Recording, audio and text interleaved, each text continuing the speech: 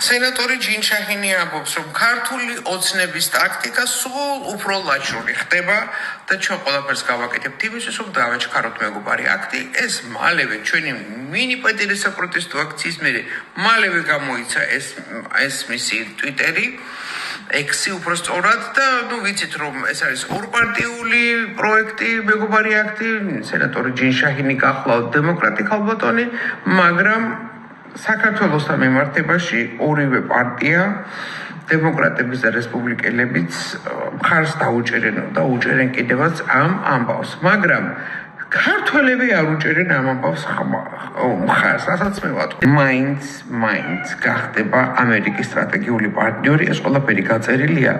როგორც იყო გაწერილი ირანი, ჩინეთის სანქციები, ჩრდილოეთ კორეა, ესა ყველაფერი გაწერილი აქვს ამ მთავრობას, ამ ხელისუფლებას ამერიკისა დონალდ ტრამპის მეთაურობით. თქვენ შეიძლება თქვათ, რომ მე რანაირად როგორ კაცო ესა ტრამპის ლანძღვით ხო საერთოდ twin-ი წაიღეს უკვე აღარ შემიძლია.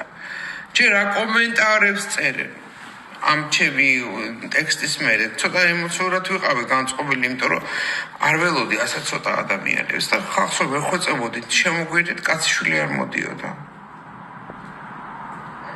მეგობრებო, დეტალებში იმალება ეშმაკი და მინდა ეხა პატარა დეტალი მოგიყვეთ და მიხვდებით, რომ ყველაფერი წინასწარ გაწერილი აქვს ტრამპს.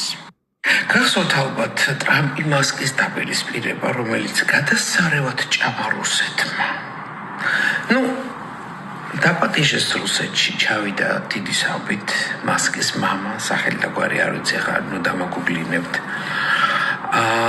და ამ კაცმა ძალიან დიდი სპეცოპერაცია ჩაატარა და twin-ი აურია რუსეთის ხელმძღვანელობას, რუსეთის სპეცსამსახურებს და დაარწმუნა რუსები, რომ არც ამერიკა და არც ისრაელი ირანს არ დაარტყავს. შედეგად რუსები მოადუნეს ყურადღება ირანის მიმართულებით, რა თქმა უნდა გადაეცა ეს ინფორმაცია ირანს, მაგრამ ისე აგიხდეს ყველაფერი, რომ ამერიკა ისრაელის ხელით დაარტყა ირანს. ეს ყველაფერი იყო ძალიან წინასწარ გათვლილი და რატომ ეს დეტალი არის მნიშვნელოვანი. როგორც კი ირანის ხელისუფლებამ გაათიშა ინტერნეტი მთელი ირანის ტერიტორიაზე, არ ვიცი, ძალიან სწრაფად წუთებში ამუშავდა ელონ მასკის ცნობილი სტარლინკი. და ვინც არის ჩახედული ამ საქმეში, იცის, რომ თუნდაც ამერიკის ტერიტორიაზე ასე სწრაფად ამუშავება სტარლინკის არის შეუძლებელი, თუ კი ის არ არის წინასწარ ჩამონტაჟებული, დამონტაჟებული და გათვლილი. ეს ყველაფერი გათვლილი იყო, მეგობრებო.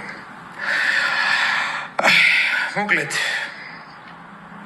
ამერიკა ყველაზე მეტად აფასებს ხალხის ძალას. და თუ ჩვენ არ ვიყვირეთ და არ დავდექით გვერდზე, ჩვენ ვიქნებით რიგში მეათეები. ჯერ მოლდოვას მიადგება, მერე იმას, ამასობაში კიდევ უფრო მეტ ახალგაზრდას დაიჭერენ, კიდევ უფრო მეტ ახალგაზრდას დააჯერიმებენ და ბიჭო, ვიყვიროთ. შენ გელი